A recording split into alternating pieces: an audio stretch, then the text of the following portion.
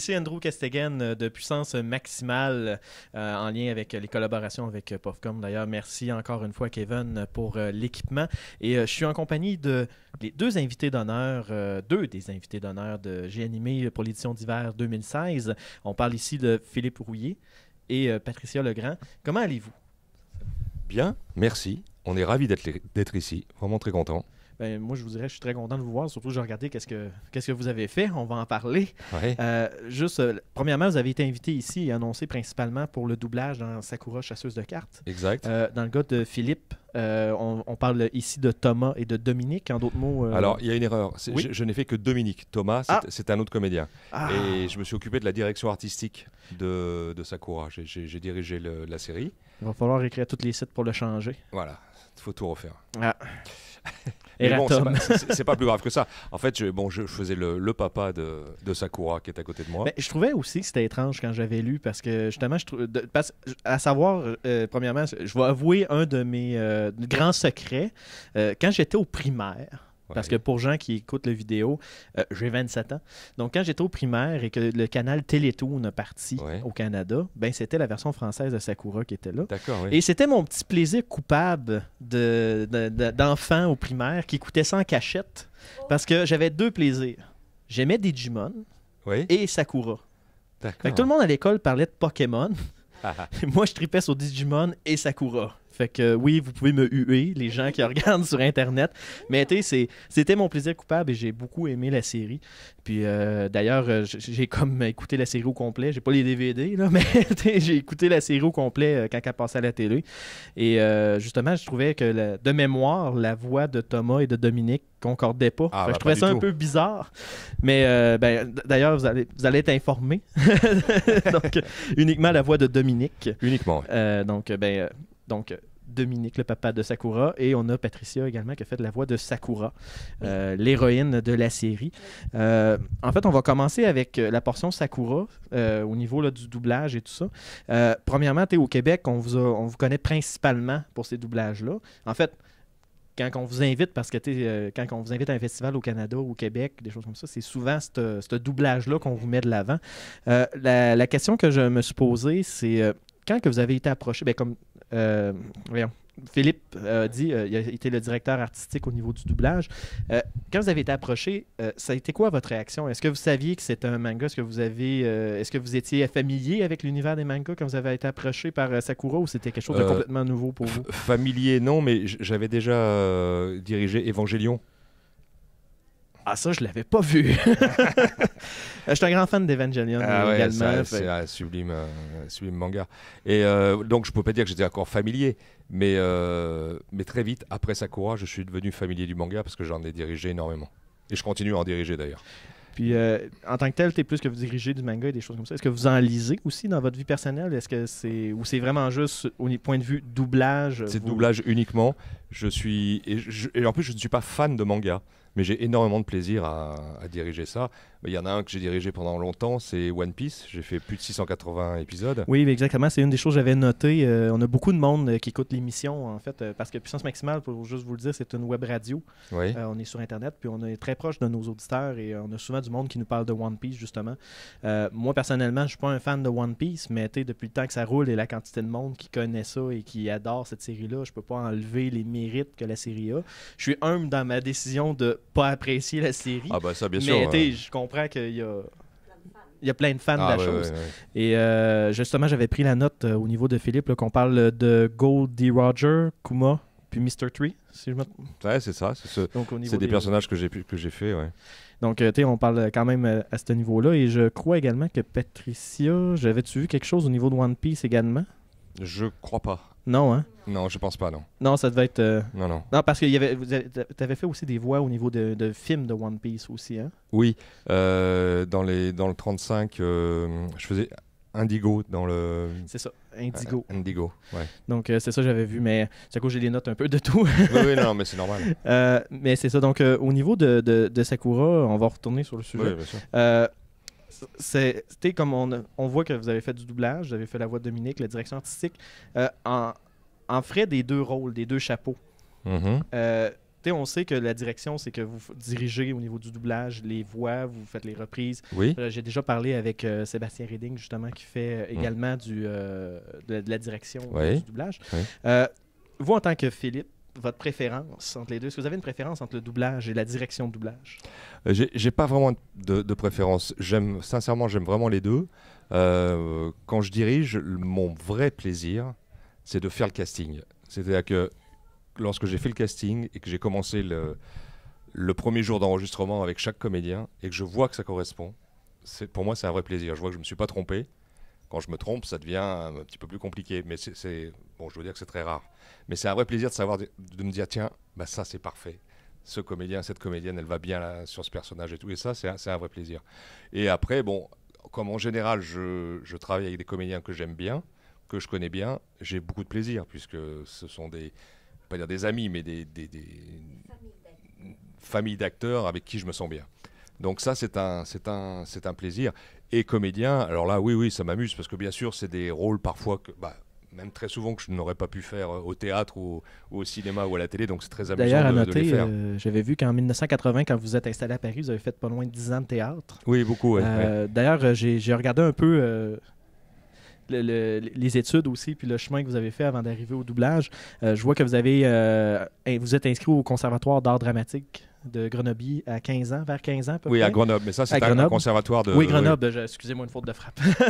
Pas grave, de Grenoble. Et ensuite je suis parti, là-bas j'ai créé une compagnie, et ensuite je suis parti à Bruxelles, à l'INSAS, qui est l'Institut National Supérieur des Arts du Spectacle, où là j'ai fait mes études pendant 2 ans, et où là j'ai vraiment beaucoup travaillé et beaucoup appris, avec des très bons professeurs.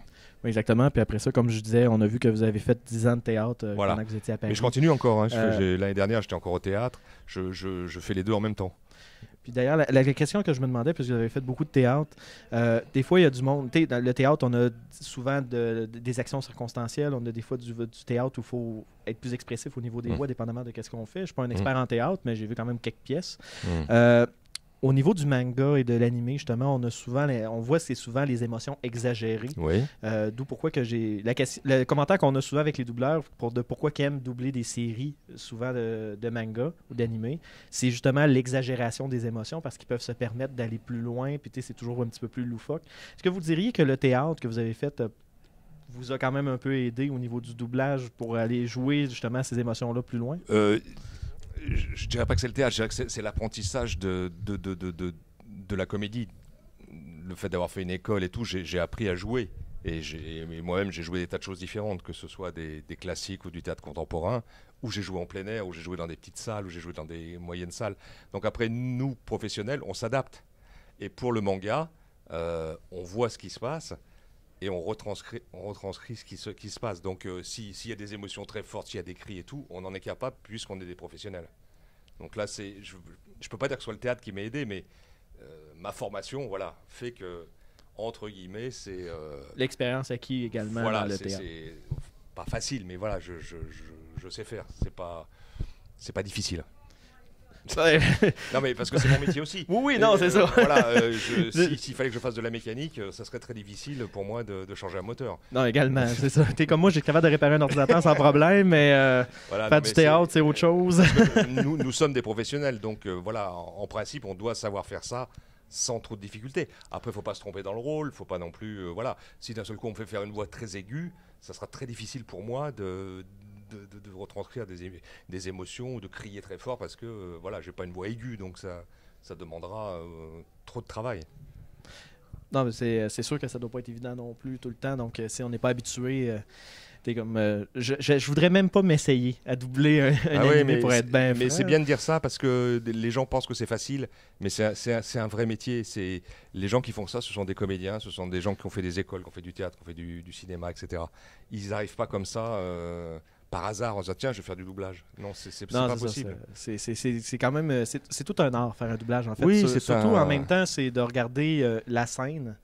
Parce que c'est pas vous, en tant que tel, Philippe, qui joue la scène. Vous regardez quelqu'un qui la joue. Nous sommes au service de ce qui se passe à l'écran. C'est ça, donc il faut être assez humble et vraiment se mettre au service du personnage qu'on doit jouer.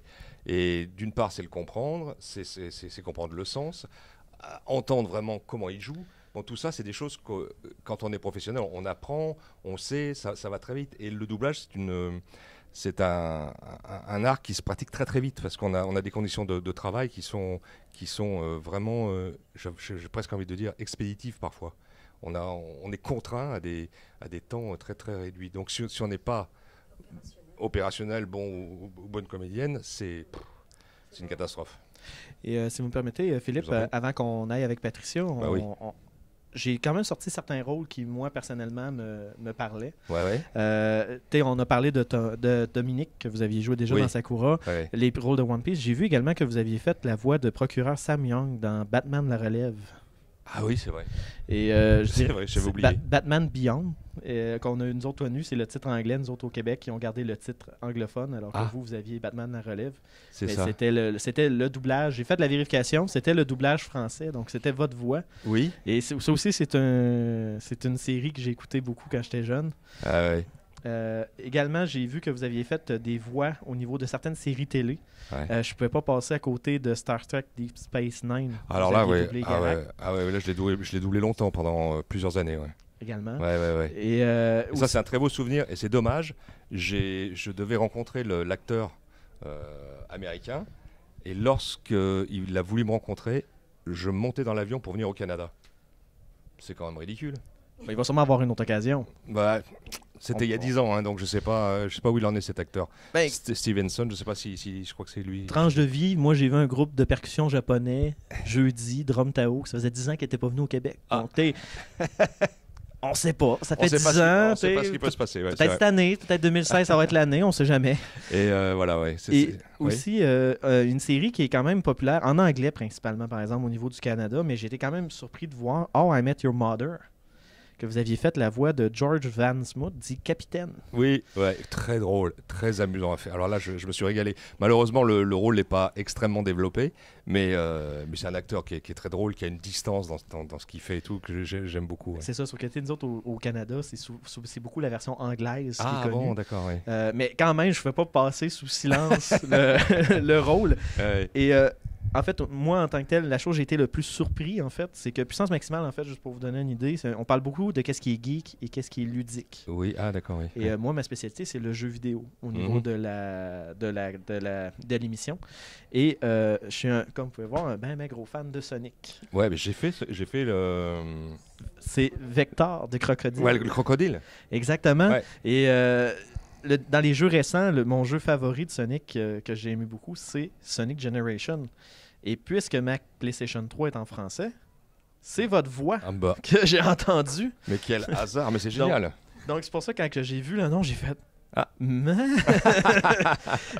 c'est sympa, c'est chouette. Je suis content. Je dirais que j'ai eu un petit moment de frénésie. C'est sympa. Et également des voix dans League of Legends, également que j'ai vu. Jax, Yorick et Shogat, mais je joue pas à League of Legends, mais je sais qu'il y a beaucoup de monde qui joue à League, la version française, que c'est votre voix également qui est c'est ça.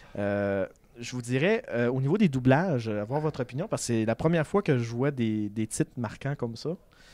Faire un doublage d'un animé versus un jeu, le feeling doit être différent. Ça doit pas être le sentiment, la façon de doubler.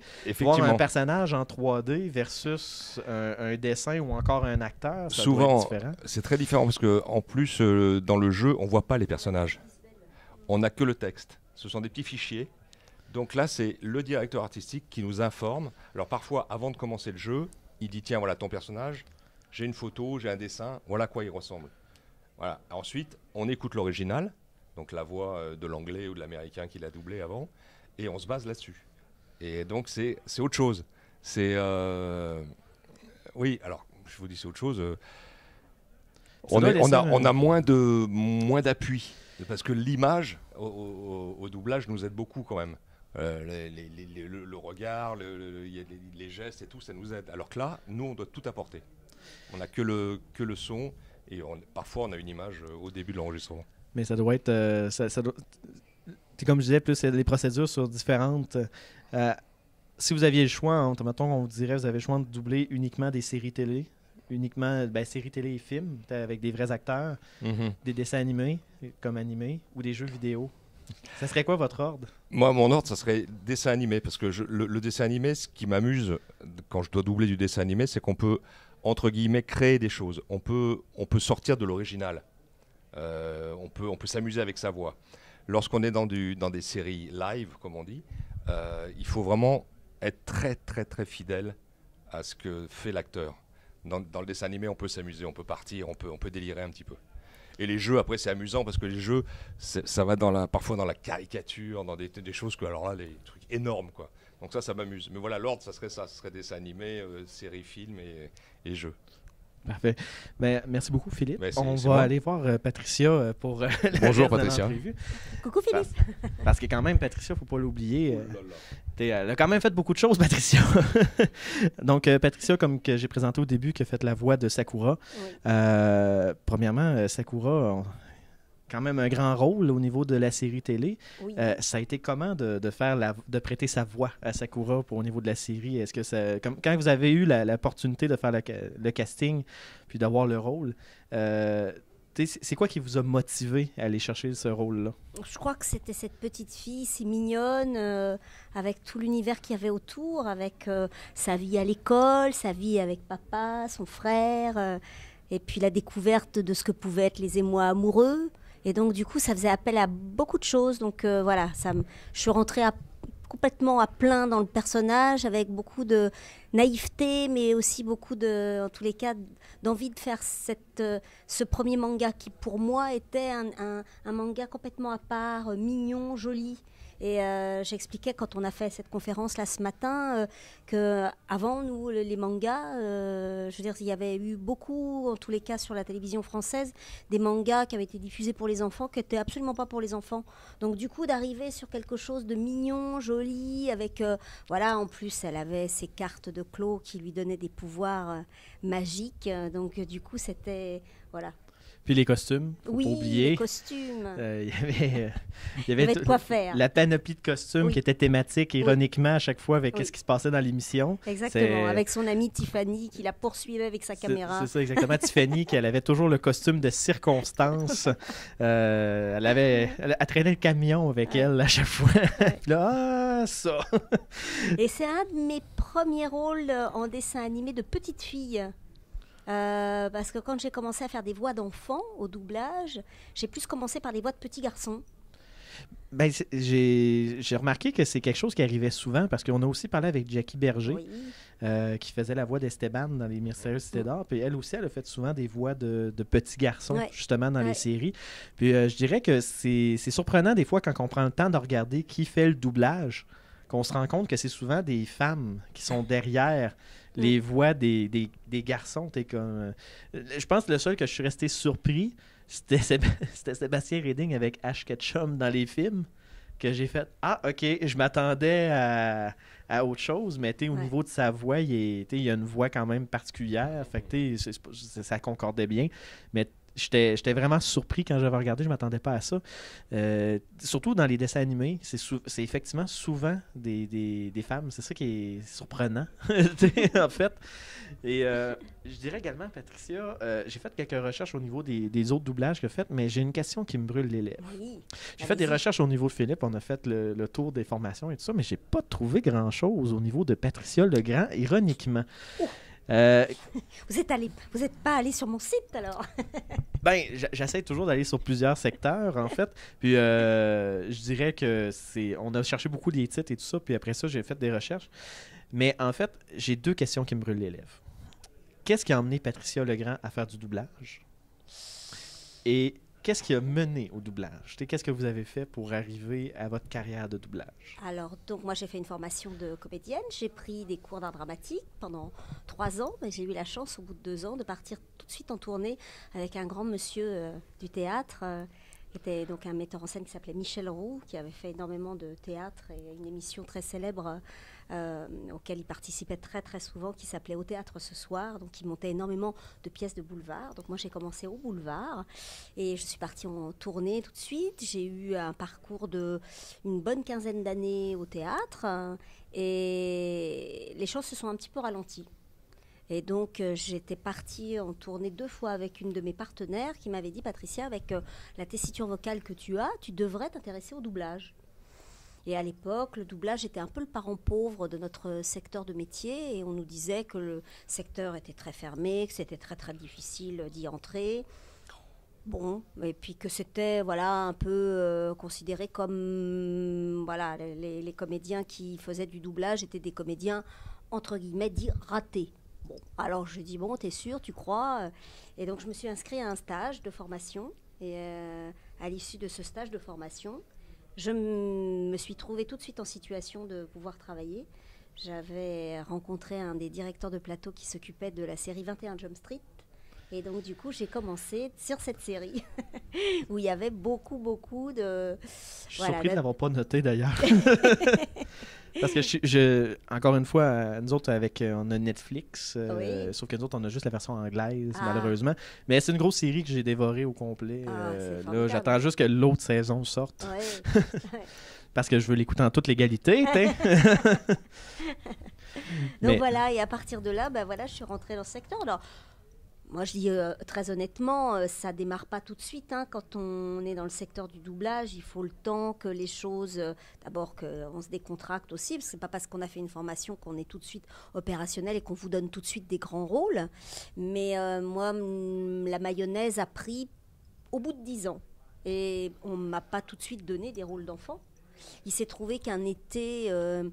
il y avait donc la série Dr. Queen, femme médecin, qui allait démarrer. Il y avait l'air d'y avoir beaucoup d'épisodes. Et trouver un enfant qui était disponible pendant la période de l'été pour faire ce rôle de petit garçon qui avait 6 ans, c'était un peu compliqué pour la maison de doublage. Et toutes celles qui faisaient déjà des voix de petits garçons étaient parties en vacances. Jackie Berger, Brigitte Lecordier... Et j'ai eu la chance de passer le casting et c'est moi qui ai été retenue. Voilà. Et c'est à partir de là qu'on s'est aperçu que je pouvais prendre des voix d'enfants. Alors, les voix d'enfants m'ont menée au dessin animé. J'ai commencé par les petits garçons et puis après, j'ai eu la chance que Philippe me distribue, en tous les cas, sur le rôle de Sakura. Et ça a été une belle rencontre et un beau parcours. Ouais, j'en doute pas, en fait. On le voit juste à la qualité du doublage. On se le cachera pas, des fois, au Québec, on a certaines tendances quand on entend le doublage français. Il y a certains doublages, des fois, qu'on a un petit peu de misère à cause de l'accent, on se le cachera pas. Bah oui. Mais il y a des fois des doublages au niveau français qui sont faits à la perfection, puis on n'a aucun problème avec ça. Puis on voit une synergie exceptionnelle au niveau des doublages. Puis Sakura, justement, c'est un qui m'a marqué. C'est une des séries qui m'a marqué. Parce que même si je le réécoute aujourd'hui, j'ai pas l'impression du tout que ça a été doublé premièrement dans un autre pays que le Québec. C'est bien. Puis deuxièmement, j'ai même pas l'impression que ça a été doublé à la base. À part des fois que les noms... Non, mais c'est la synergie des personnages, le doublage est quand même très bien fait. Et c'est sûr qu'il y a le fameux syndrome des fois des doublages, qu'il y a des scènes qui se passent à un endroit, puis quand on regarde le visuel, on se rend compte que le doublage marche pas. Mais ça, c'est un cas qui arrive avec plusieurs doublages, mais je lance des fleurs comme ça, mais c'est vraiment une série qui a marqué mon enfance. Puis même si je suis rendu à 27 ans, j'ai aucune misère à la regarder à nouveau.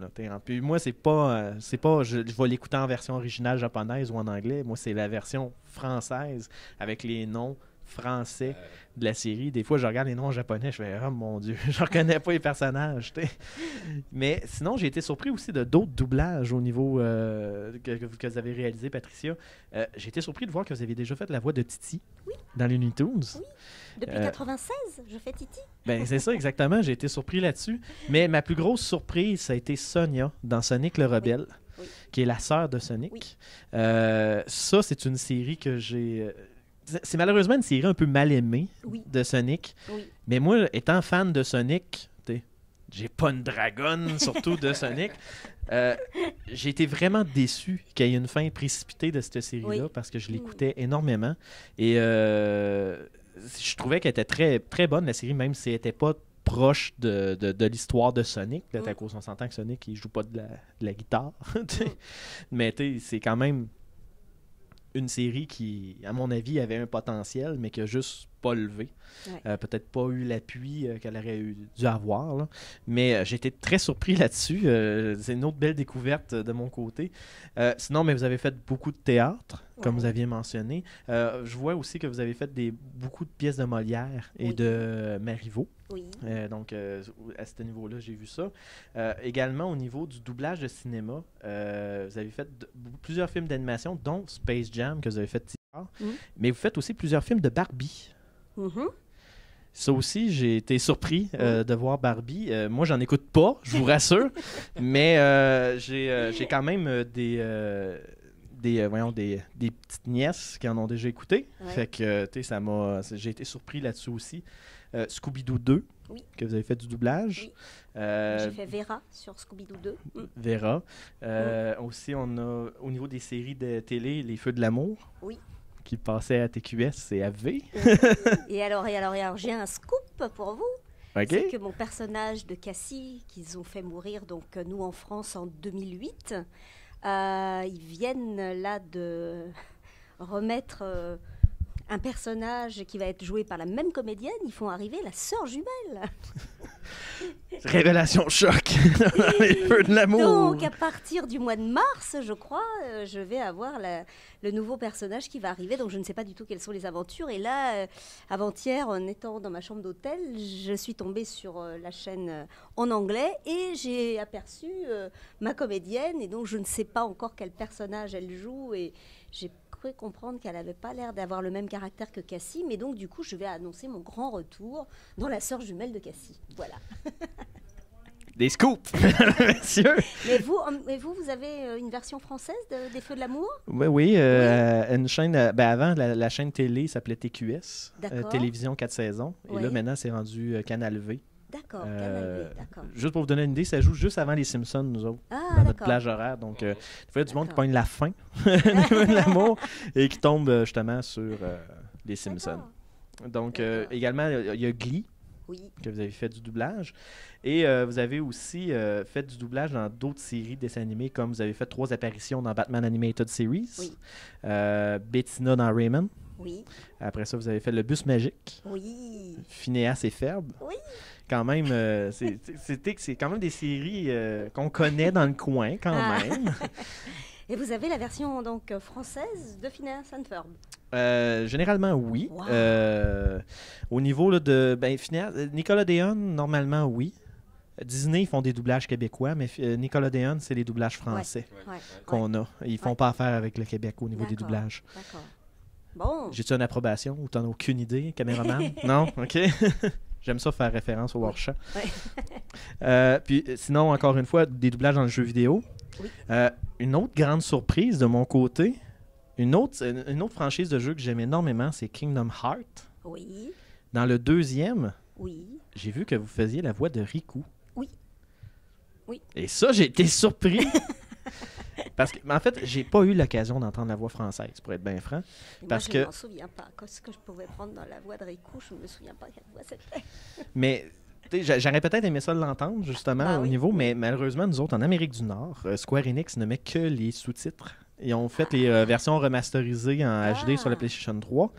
Et si notre PlayStation 3 est en français, parce que moi, j'aime bien ça, des fois, avoir les sous-titres en français quand que je joue. C'est juste par simple principe. Des fois, il y a trop de bruit. Puis, quand on est dans un jeu qui va vite, on n'a pas forcément le temps de tout lire. Et moi, j'ai pas vraiment de misère à comprendre l'anglais. Sauf que, quand il y a beaucoup de bruit ambiant, et des fois, on n'entend pas très bien les voix, c'est toujours pratique quand les sous-titres sont dans sa langue maternelle. Et dans le cas des Kingdom Hearts qui ont été remasterisés sur PlayStation 3, ils ont laissé les voix anglaises et ont juste mis les sous-titres et les menus en français. Donc, j'ai pas l'occasion d'entendre, mais j'aime quand même énormément Riku. Donc, je suis quand même très content à ce niveau-là. Et on a aussi des voix dans Crash of the Titans and Crash Generation Mutant, qui est un jeu de Crash Bandicoot, qui malheureusement, il n'y en a plus beaucoup, mais quand même, c'est une figure phare de la vie de PlayStation. Et on a Guild Wars 2, que vous auriez fait des voix aussi. Et ça, je sais que je viens de dire ce nom-là, puis là, il y a du monde qui vont écouter la vidéo, qui vont faire comme « Quoi? Guild Wars 2? » C'est au niveau des voix dans Guild Wars 2 que vous avez fait, est-ce que vous vous en rappelez, c'est quoi? Alors, elle s'appelle comment? Elle a un nom. Je l'ai fait il n'y a pas très longtemps, là. Comment elle s'appelle? Female Azura. Voilà. Femelle Azura. Donc, fan de Guilde Wars, vous saurez quelle voix identifier voilà. pour Patricia. Voilà. Elle est assez dure, elle est reine, elle est très posée. C'est pas du tout dans mon registre d'habitude, mais je suis très contente de poser ma voix sur quelque chose de plus assuré que les toutes petites voix que j'ai l'habitude de faire. Et là, je vois que le temps avance. Oui. J'aimerais vous remercier pour le temps consacré. Au niveau de la fin, des fois, on aime bien poser la question, est-ce que vous avez des projets qui s'en viennent, que vous pouvez déjà commencer à nous parler, soit un doublage ou quelque chose? Mettons, quelqu'un dit, j'aimerais ça, je serais curieux de voir la prestation. Alors, moi, on a un projet déjà qui est fait. Avec Patricia, on a doublé Seven Deadly Sins, les 7 péchés capitaux, qui est pour Netflix en France. Et ce qui est rigolo, c'est qu'elle fait le rôle, c'est un dessin animé, c'est de nouveau encore un manga. Oui, on l'a en anglais. Vous l'avez en anglais, vous. De notre côté. Et elle fait Hawk, le cochon. Et l'actrice japonaise est la même qui faisait Sakura. Donc, on a convoqué Patricia, on dit écoute, voilà, Sakura revient en cochon, c'est pour toi. Une réincarnation. Voilà. Et sinon, moi j'ai d'autres projets. Là, je vais commencer une série en rentrant là du Québec pour Nickelodeon, enfin MTV, qui s'appelle The Lauderhouse. C'est une famille, c'est un grand garçon de 10 ans qui a 10 sœurs. Et il doit gérer tout ça. Donc c'est assez rigolo de ce que j'ai vu. Là, j'ai fait des essais avant de partir. Et donc là, je me retrouve, c'est bien parce qu'il y a des garçons et des filles, mais beaucoup de filles. Et je me retrouve en casting qu'avec des filles. Parce que les filles vont aussi faire les garçons. Donc c'est bien pour moi en tant que directeur artistique, je serai entouré de filles. C'est correct, ça. Ouais, c'est correct, hein. Ça, c'est pas mal. Correct. Voilà, puis après, on a d'autres projets encore. Voilà. Parfait. Et, Patricia? Alors moi aussi, je fais aussi de la direction artistique. Donc je me suis occupée de plusieurs programmes l'année dernière. Je m'occupe de Devious Maids, la série produite par Eva Longoria. Okay. Donc j'attends la saison 4 là, qui va arriver pour le printemps. Donc je vais m'y mettre assez rapidement. Et puis je me suis occupée d'un programme aussi qui s'appelle About a Boy, tiré du film avec Hugh Grant. Et donc on attend pareil la saison 3. Et la série The Mindy Project aussi, pareil, qui pour nous en France est passée aussi sur Canal. Et pareil, on attend la saison 4. Donc voilà, ça c'est mes projets sûrs. Et puis voilà, il y a des choses en tant que comédienne, mais tous les mois, moi je retrouve ma voix de Titi, parce que j'ai donc une émission régulière qui passe toutes les semaines sur France 3. Donc je retrouve toute l'équipe avec Bugs Bunny, Daffy, Rominet, bien évidemment. Je vous confirme qu'elle passe à Québec aussi. Donc voilà, plein de toutes les choses qu'on ne connaît pas et qui nous arrivent et qu'on est content en tous les cas de faire. Mais donc, comme je vous ai dit, mon scoop, je reprends donc le rôle de la sœur jumelle de Cassie. Donc ça va approcher très très rapidement. Voilà. Parfait. Donc, on vous souhaite du grand succès dans vos futurs projets. Merci. Merci d'être venu au Québec.